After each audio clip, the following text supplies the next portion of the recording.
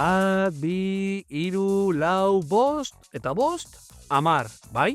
Sistema hamartarra da gure matematikaren oinarria. Errua, edo ardura, orain 350 milioi urte. Devoniarreko putzuren batean 4 hanka eta 20 hatz zituen animalia batek du. Gure 375 milioi garren amonak. Lehorraren konkista egin zuten animalietako bat zen. Mundua oso desberdina zen garai batean. Galder naiz, Agur Arbasoal da, eta gaur ikasiko dugu bostekoa ematea, antzinako kontu galdela.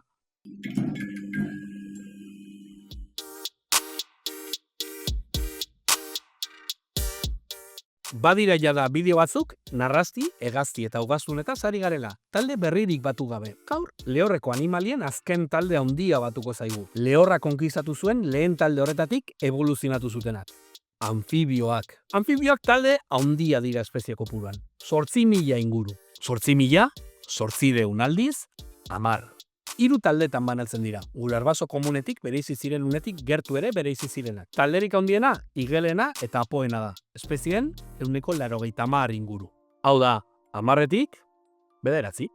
Ondoren, uandreena dago. Izatz luzea dutenak eta muskerren antzekoak direnak. Azkenik, talderik ez ezagunena, Zeziliena, suge edo zizare baten itxura dutenak eta bitxia bada ere, izatxi gabekoak direnak. Guztiek dute zerbait komunean. Ura beharrezkoa dute ugaltzeko, eta ia gehienek metamorfosia jasaten dute euren bizitzan. Zapaburua larba urtarra da, eta heldua jada uretatik kanpo bizi daiteke. Esan genuen aurreko batean, ugaztun eta narrastien arbaso komunaren berrikuntza nagusia oskoldun arrautza izan zela. Anfibioen kasuan, arrautzak ez du oskolik, eta evaporazioa jasan dezakete. Bestela esan da, ugaztunek, hegaztiek eta narrastiek igerileku pribatua egin diegu gure kumeei. Urputzu partikularra, igerileku estalia. Baina anfibioek benetako igerileku publikoa behar dute ugaltzeko. Euskal Herrian bizi diren igelek benetako putzuak erabilioi dituzte euren arrautzak edo arrabak erruteko. Baina badaude bestelako estrategiak ere. Oian tropikaletan bizi diren igel txikitxo batzuek bromelien ostoen barruan sortzen diren urputzuak erabiltzen dituzte arrabak usteko. Afrikan zuhaitzetan bizi den igel espezie batek emeek jariatzen duten likido bat kooperatiboki hankekin mugitzen dute merengearen moduko apar bat egiteraino. Aparraren barruan uste dituzte arrautzak eta kanpoko aldea gogortzen da evaporaziotik salbu. Urrengo euriteak jada hazita dauden zapaburuak zuhaitzetik bera bota eta putzuak eratzen dituen arte. Igel batzuek martxupialen antzeko teknika dute. Ernaldutako arrabak bizkarrean jartzen dituzte eta azala hazten zaie gainean. Zapaburuak ezealen boltsatxo horretan hazten dira. Eta uneren batean azala hautsi eta kanpora ateratzen dira. Eta bada muturrera eraman duenik ere, Rhinoderma darwini bezala. Arrak ernaldutako arrautza guztiak irensten ditu eta bere ahoan inkubatzen ditu. Ahalik eta igel izan arte. Erditze baten moduan egun batean botaka egin eta igelkume guztiak aterako dira bertatik. Jada metamorfosia eginda. Bideoa prestatzen bideo batzuk ikusi ditut eta ze necesidade.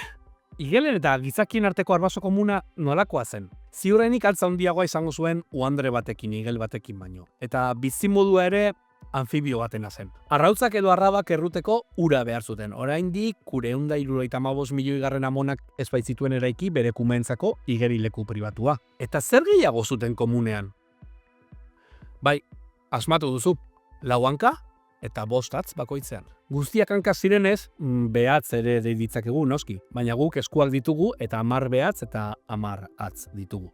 Orain arte, biziaren zuhaitzetako adarrean elkartu garen animalia guztiok 4 hanka ditugu. Naiz eta kasu batzuetan esku eta beste batzuetan ego deitzen ditugun, eta beste batzuetan hankak desagertu diren, sugeen, baleen edo zezilien kasuen bezala. Eta guztiok ditugu 5 hatz edo behatz hanka bakoitzean. Naiz eta kasu batzuetan gutxitzen joan diren, zaldien kasuan bezala erdikoa bakarrik geratzen zaiela. Beno bai, pentsatzen hasita, egodunak, hankagabekoak, 4 edo 3 hatz dituztenak edo atzeko hankak igerirako moldatuta dituztenak hartuta, ia gehiengoak ez du jatorrizko planarekin jarraitu. Igelek ere 5 izan ohi dituzte atzeko hanketan eta 4 aurrekoetan. Baina jatorrizko gorputz plana 4 adar eta 20 atzekoa zela badakigu, hezurren antolaketari begiratuta. Evoluzioaren froga argienetako bat esku, hanka, ego, hegatzen hezurdurarena da.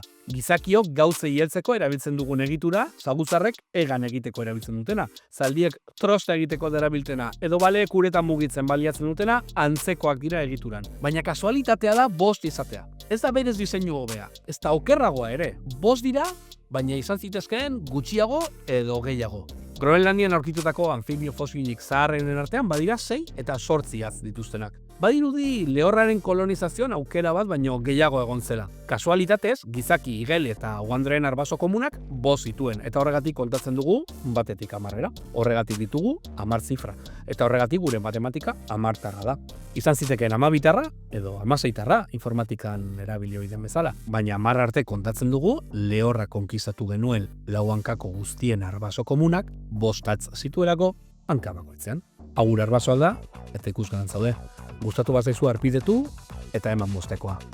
Hurren arte.